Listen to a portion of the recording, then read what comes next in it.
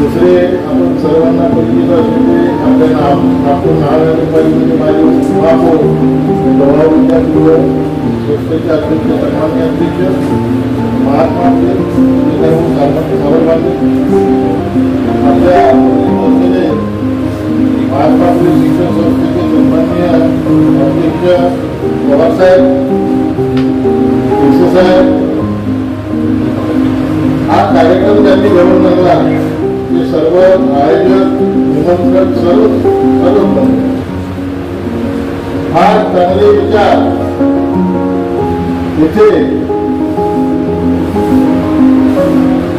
समजा सावरबांधे साहेब असतील, तांबोळी सर असतील, संध्या असतील, त्यांनी मांडले, पवार साहेबांनी मांडले.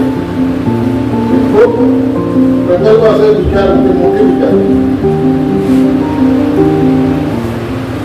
आणि आपले एवढे काही समजा महात्मा फुले असतील, सावित्रीबाई फुले असतील, आंबेडकर, डॉक्टर बाबासाहेब आंबेडकर असतील, छत्रपती शिवाजी महाराज असतील, जे काही असंख्य महापुरुष महाराष्ट्रामध्ये होऊन गेले, त्यांनी आपल्या सगळ्या संतांना मार्ग लागले.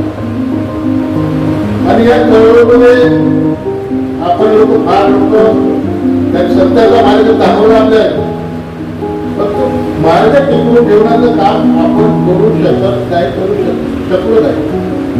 आणि हे चळवळ जोमानं घेण्याचं काम तुम्हाला करायचं आहे.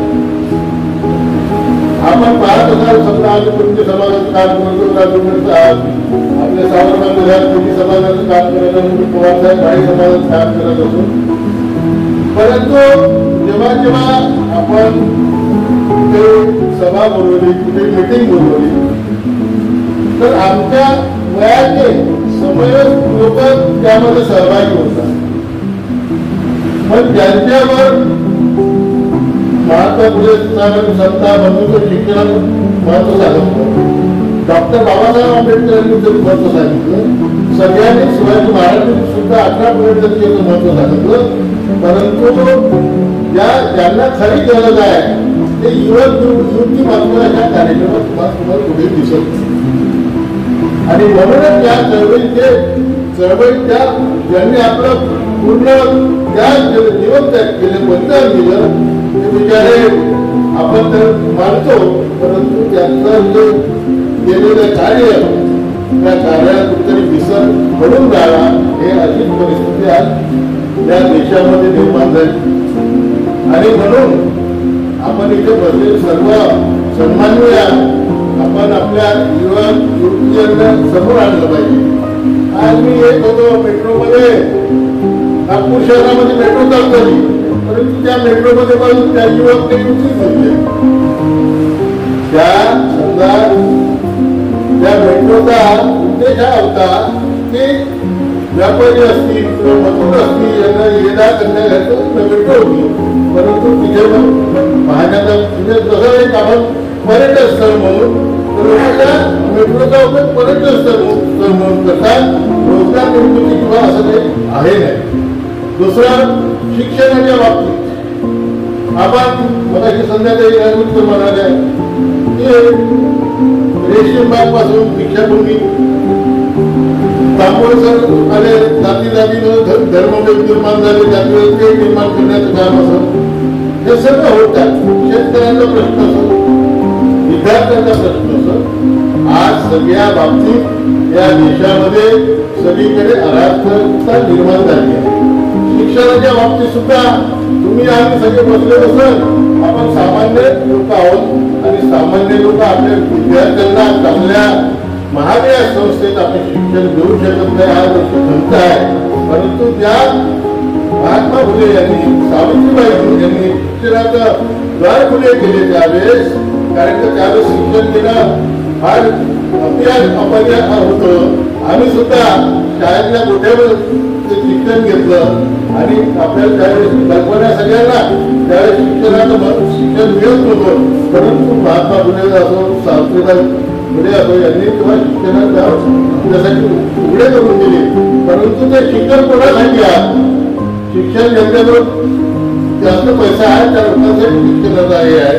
म्हणून आपण सगळं हे सर्व शिक्षणाचं जे हे होऊन राहिलं, शिक्षणाचं खाजगीकरण होऊन राहिलं. त्या खाजगीकरणात एवढ्या मोठ्या संस्था एवढं फीस द्यावं लागते तरी याच्यासाठी लोकांनी समोर आलं पाहिजे.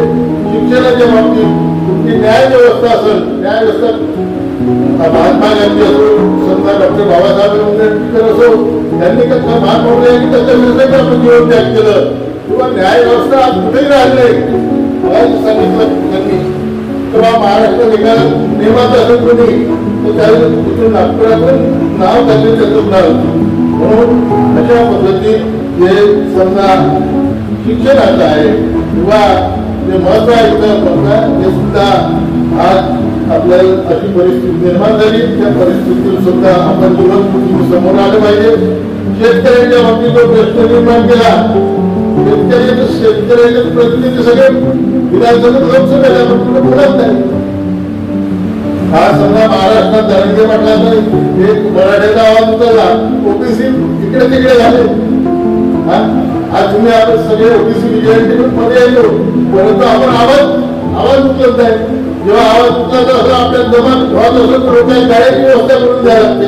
तिथं मराठा स्वयंपूर्ण लोक आंदोलनात सहभागी होते. सगळ्यात मोठं नुकसान होणार आहे तुमच्या आमच्या लोकांचं होणाऱ्या समोरच्या काळामध्ये. आज आपण जाणीव ठेवा आणि आजच्या वर्षावर खेळ महात्मा फुले असतो, सावित्रीबाई आपण नाव घेत असत, त्यांचं नाव अजरावर राव असं वाटत असं. तर येणाऱ्या काळाची लढाई आपल्याला लढावं लागेल आणि त्याच्यासाठी सतर्क राहावं लागेल. अधिकता वेळ न घेता कारण मान्य नरेंद्र चौधरी बोलणार आहे त्याबद्दल मी आपली रजा घेतो. जयशोधक समाज स्थापना दिनाच्या कार्यक्रमानिमित्त आजच्या अध्यक्ष माननीय नागजी चौधरी, प्रमुख वक्ते माननीय पुरुषोत्तमजी शहाणे, माननीय शेखरजी सावरकांदे, माननीय संध्या राजूरकर ताई आणि माननीय शमसुद्दीनजी पुण्याचे जे वेळेवर गेस्ट आले त्यांनी फार चांगलं मार्गदर्शन केलं. तसेच उपस्थित खऱ्या अर्थानं आज इथे वक्तेच बसले आहे, सत्यशोधक हे सर्व समाज बसलेला आहे. मला भरपूर नाव असे माहीत आहे की ते खऱ्या अर्थानं वक्ते आहेत. मी आयोजन करताना विचारलं होतं की मी वक्ता म्हणून नाही आहे, बाबूकर असेल, बिडकरजी असेल, नागीजी पण होते. म्हटलं मी कार्यक्रमाला येतो पण मी वक्ता वगैरे म्हणून माझं नाव टाकू नका. ते म्हणाले की तुम्ही या आणि तुम्हाला जे काही बोलता असेल ते बोला. म्हटलं पण मला मोठे मोठे कार्यक्रम घ्यायची सवय आहे, ते सक्सेस करायची सवय आहे, परंतु व्याख्यान वगैरे हे माझा विषय नाही. तरी पण नागेशजीचा फार आग्रह होता आणि मी माझ्या बुद्धीनुसार जे काही मला असं वाटतं ते मी आपल्यासमोर मी लिखाणाच्या माध्यमातून प्रयत्न केला आणि सत्यशोधक समाजाबद्दल मी निवेदन करतो. आज सत्यशोधक समाज स्थापना दिनाचे आयोजन या ठिकाणी आपण केले त्याबद्दल मी सर्वप्रथम आयोजकांना धन्यवाद देतो. सत्यशोधक समाज दिन आपण साजरा करावा ही कल्पना सुचली त्याबद्दल प्रथम मी आयोजक तर आहेत पण नागेशजीचं विशेष करून मी इथे अभिनंदन करतो. सत्यशोधक समाज स्थापनेला आज 152 वर्ष झालेली आहेत, तरी फुलेंचे विचार घराघरात पोचवण्यात आम्ही असमर्थ ठरलो आहे. कारण आम्ही आमच्या व्यस्त जीवनात दूर फुटून गेलेलो आहोत आणि म्हणूनच आज या दिनाचे औचित्य साधून त्यांच्या विचारांना प्रभावित करणे गरजेचे आहे. फुले दाम्पत्यांनी समाजसेवेचं व्रत मरेस्तोवर प्रामाणिकपणे मोठ्या निष्ठेनं पार पाडलं. समाजात परिवर्तनाची लाट आणण्यासाठी आपला राहतं घर सुद्धा सोडलं, खस्ता खाल्ल्या. त्या काही करोडपती असणाऱ्या फुल्यांनी कधीच श्रीमंतीची पर्वा केली नाही. आतापर्यंत त्यांना भारतरत्न ही पदवी मिळायला पाहिजे होती, पण त्यासाठी आम्हाला मागणी करावी लागते, आंदोलन करावं लागतं. ही आमच्यासाठी दुर्दैवी बाब आहे. सत्यशोधक समाज सामाजिक व संतप्रधान समाज निर्मित करण्यासाठी महाराष्ट्रात स्थापन झालेला एक पंथ परिवर्तनाचे क्रांतिकारी चाहून समाजात एक मौलिक आणि आमूलाग्र बदल घडवणारा पंथ, ज्या पंथात उच्च नीच जातीभेद, कर्मकांड, मूर्तिपूजा, स्त्रीदास्य, अंधश्रद्धा यांचे निर्मूलन करून वैचारिक क्रांतीची मशाल महात्मा फुले यांनी समाजातील काही समविचारी मंडळीच्या सहकार्याने 24 सप्टेंबर 1873 पेटवली. 19व्या शतकाच्या मध्यास पाश्चात्य सुधारणेचे स्वागत करण्याच्या प्रवृत्तीने 3 प्रवाह महाराष्ट्रात स्वतंत्ररित्या प्रभावीपणे वाढताना दिसतात. पहिला प्रवाह धार्मिक सुधारकांचा, ब्राह्मो समाज 1828 व प्रार्थना समाज 1864, महादेव गोविंद रानडे, रामचंद्र गोपाल भांडारकर, महर्षी विठ्ठल शिंदे, न्यायमूर्ती नारायण चंदावरकर इत्यादी मंडळी यात अग्रणी होती. दुसरा प्रवाह बुद्धिवादी ब्राह्मण सुधारकांचा, आगरकरांसारखे जडवादी व अज्ञेयवादी त्यात अग्रेसर होते. तिसरा मोठा प्रवाह ब्राह्मणी संस्कृतीच्या विरुद्ध बंड करणाऱ्या ब्राह्मणेतरांच्या बहुजन समाजाच्या चळवळीचा होता. त्या तिन्ही सुधारणा प्रवास कुटुंब संस्थेत आणि विवाह संस्थेत बदल करण्यापासून होतो. त्याकरता स्त्री शिक्षण व स्त्री स्वातंत्र्य यांचा पुरस्कार अपरिहार्य ठरतो. ही सर्वसंमत वैशिष्ट्ये चळवळीत असली तरी महाराष्ट्रातील बहुजन समाजातील सुधारकांचे, ब्राह्मणत्व सुधारकांचे प्रश्न मागासलेल्या बहुसंख्य जनतेच्या जीवनाशी निगडीत तर ब्राह्मण सुधारकांचे प्रश्न पांढरपेशा उच्चवर्णीयांच्या जीवनाशी संबंधित होते. त्यामुळे हिंदू धर्माच्या पूर्व परंपरेवर प्रहार करण्याची तीव्र व कठोर प्रवृत्ती निर्माण झाली आणि साधारणतः प्रार्थना समाजाच्या धर्तीवर पण शूद्राच्या खास उद्धारासाठी सत्यशोधक समाजाची स्थापना करण्यात आली. सत्यशोधक म्हणजे सत्याचा शोध घेणे, सार्वजनिक सत्याचा आग्रह धरणे, सावकार, पुरोहित, जमीनदार यांच्या अन्यायापासून, अत्याचारापासून, गुलामगिरीतून शूद्र याची सुटका करणे व त्यांना हक्काची जाणीव करून देणे हे सत्यशोधक समाजाचे ध्येय होते. निर्विकाचा धर्म सत्य आहे. एक भांडणे अनेक कशासाठी हा विचार फुलेंनी मांडला. व्यक्ती ही जन्माने श्रेष्ठ नसून ती गुण कर्माने श्रेष्ठ ठरते. पाप, पुण्य, पुनर्जन्म, स्वर्ग, नरक या गोष्टीला कधी त्यांनी थारा दिला नाही. मानवी सद्गुणांची जोपासना व्हावी हा विचार दूर करण्याचा प्रयत्न त्यांनी केला. सत्यशोधक समाजाची स्थापना झाल्यानंतर महात्मा फुले अनेक नवीन कार्यकर्ते जोडत होते. त्यात कृष्णराव पांडुरंग भालेकर यांच्या नावाची प्रामुख्याने नोंद सापडते. भालेकर हे डिस्ट्रिक्ट कोर्टात कारकून म्हणून कार्यरत होते, पण सत्यशोधक समाजाचे कार्य आजन्म करण्यासाठी त्यांनी आपल्या नोकरीचा राजीनामा 1874ला दिला आणि सत्यशोधकाच्या प्रचारासाठी ठिकठिकाणी सभा भरवणे, पोवाडे, कविता म्हणणे, उपदेश करणे इत्यादी करू लागले. सत्यशोधक समाजाची एक नोंद होईल फुलेंनी केली होती. त्याच्यानंतर यशवंतांनी ती सांभाळली, परंतु यशवंताच्या नंतर ती वही कोणालाही मिळाली नाही. त्या वहीचा अद्याप तपास लागला नाही. प्रामाणिकपणे हरवला की त्या गोष्टीतलं सत्व निघून जाते. निष्ठावंत लोकांची गळती होते. आपलंच उदाहरण घेऊ, माई समाजातील किती लोकांच्या घरी महात्मा फुले आणि सावित्रीबाई फुले यांचे विचार प्रभावित असतात. मला वाटते 100पैकी 20% ज्या सत्यशोधक समाजात कर्मकांडाला महात्मा फुलेंनी स्थान दिलं नाही तेच कार्य माई समाजात अधिक बघायला मिळते. या प्रसंगी मला एवढंच सांगावं वाटतं की महात्मा फुलेच्या विचारांना प्रथम जाणलं ते डॉक्टर बाबासाहेब आंबेडकरांनी आणि त्यांनी महात्मा फुलेंना आपले गुरु मानले. फुलेंनी त्या समाज सुधारणा केल्या. त्यांना डॉक्टर बाबासाहेबांनी कायद्याने लागू हव्या म्हणून राज्यघटनेत त्याची नोंद केली. मीपणाच्या गर्दीत सत्यशोधक समाज हरत गेला आणि 1931ला तो संपुष्टात आला. जाता एवढं सांगू इच्छितो, गोविंदरावांचा लाभ होता सावित्रीचा पती, समाजाचा आधारवड तुमचा मार्गदर्शक होती. खऱ्या अर्थानं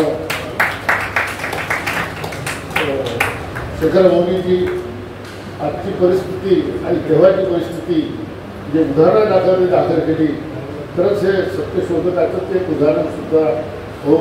आपण आज परिस्थिती त्याच परिस्थितीत कमी आहे. परंतु जे उदाहरण दिलं अजून असंख्य उदाहरणं आपल्याला बाहेर नेलं जरी नसेल पाहायचं, आपल्या भारत देशामध्ये जरी पाहत तरी आपल्याला इतकी विषमता आता वाढत आहे, जाती धर्मात इतकी खेळ निर्माण होत आहे की खऱ्या अर्थानं आज परिस्थिती फार चिघळलेली आहे. ती परिस्थिती चिघळू नये यासाठी खऱ्या अर्थानं आपल्यासारख्या विचारवंताची गरज आहे. तिथे सर्व विचारवंत बसलेले आहेत, सत्यशोधकीय लोक बसलेले आहेत. मी आपल्या सर्वांना नमस्कार देतो आणि मला आयोजकांनी जे काही स्थान दिलं त्याबद्दल मी त्यांचं अभिनंदन करतो. जय ज्योती, जय क्रांती. या ठिकाणी सदस्वर समाज वातावरण दिनानिमित्त या ठिकाणी उपस्थित असलेले आजच्या कार्यक्रमाचे अध्यक्ष सन्माननीय नागेजी चौधरी साहेब, मंचावर उपस्थित सन्माननीय पुरुषोत्तमजी शहाणे साहेब, प्राध्यापक वर साहेब, माननीय शेखर सावंतजी आणि उपस्थित सर्व मंडळी. सत्यशोधक समाज 152 हा वर्षापर्यंत या ठिकाणी संग्रह होत आहे. सर्वांचे विचार सर्वजण, परंतु हा विचार सर्वसामान्यापर्यंत नेतानी कुठेतरी मला असं वाटते आहे की कुठेतरी आपण कमी करतो आहोत. कारण आपल्याला ज्या माध्यमातून शिक्षण मिळालं त्या प्रकारे आपण अजूनही त्या स्थितीत आलेलो नाही. कारण आता जे अध्यक्ष भाजप त्यामध्ये जो धर्म म्हटला, जर तयारी असेल, वाटत असेल, येणाऱ्या तरुणांमध्ये तुम्हाला काय ऐकत आहे ह्या तुमचा धर्म बदला ना. जर असेल तयारी तर काय ऐकत आहे विचार करा. अजून वेळ आपल्याकडे 1 वर्ष वेळ आहे. पुष्कळच्या गोष्टी आपल्याला आहे, परंतु त्या लढाईसाठी आपल्याला पूर्ण तयारी करावी लागेल. त्यासाठी सखोल अभ्यास विचारवंतांचा मार्गदर्शन आवश्यक आहे. या ठिकाणी फार मोलाचं मार्गदर्शन केलं आहे नागेशभाऊ चौधरी यांनी. त्यांचे मी या नागपूर शाखेतर्फे आभार मानतो. पुरुषोत्तमजी शहाणे यांनी सुद्धा आपल्याला मार्गदर्शन दिले, त्यांना सुद्धा मी या नागपूर शाखेतर्फे त्यांचे आभार मानतो. प्राध्यापक अरुणजी पवार साहेब यांनी सुद्धा आपल्याला मार्गदर्शन दिले, त्यांचे या नागपूर शाखेतर्फे आभार मानतो. सन्माननीय शेखर सावंतजी यांनी सुद्धा आपल्याला अमोल असे मार्गदर्शन दिले, त्याबद्दल मी त्यांचे आभार मानतो. तसेच विशेषकारांनी जे आव्हान केलं खरोखर सर्वांना खरंच विनंती आहे. येणाऱ्या 10 ऑक्टोबरला खरोखर ही लढाई जिंकायचीच आहे. म्हणून 10 ऑक्टोबरला सर्वांनी मोर्चामध्ये येणाऱ्या संकटावर मात करणे, सर्वांनी सज्ज राहावं, त्या ठिकाणी उपस्थित राहावं. एवढी बोलून माझे आभार. धन्यवाद. नमस्कार दोस्तों, हमारे न्यूज चैनल न्यूज इंडिया को लाइक कीजिए, शेयर कीजिए, अनसब्सक्राइब कीजिए. हम मिलेंगे फिर. धन्यवाद.